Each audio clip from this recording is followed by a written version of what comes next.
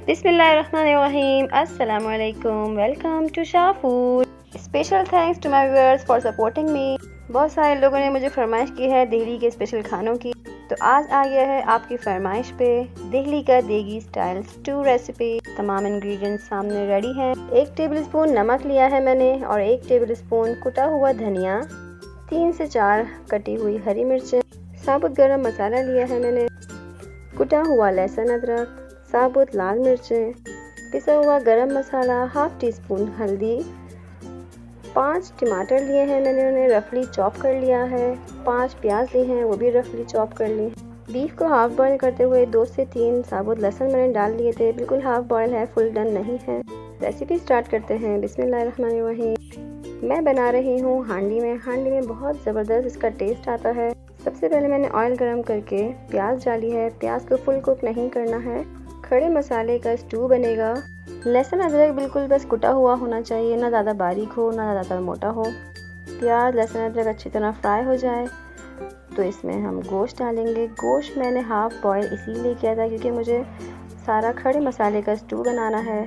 अगर मैं इसी में गोश्त गलाती तो सारा मसाला इसमें बैठ जाता, ख़त्म हो जाता। थोड़ी देर के लिए मैं गोश्त को गलाने के लिए रखूँगी ताकि ये फुल कुक हो जाए। कवर कर दिया था मैंने। देखिए अब मैं गोश्त को चेक करूँगी। गोश्त मेरा फुल डन हो चुका है। अब मैंने इसमें कुटा हुआ धनिया और नमक डाल दिया है, साबुत गरम मसाला। अब इसको डाल के फ्राई करूँगी। साथ में साबुत गोल वाली लाल मिर्चें डालेंगे।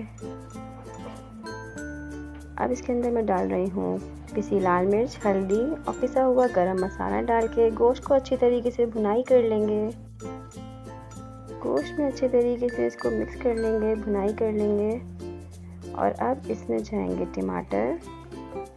टमाटर को मैंने क्यूब्स में काट लिया था। ये भी हमें खड़े ही रखने हैं, बिल्कुल मैश नहीं करने हैं। बहुत मज़ेदार खड़े मसाले का स्टू बनने वाला है।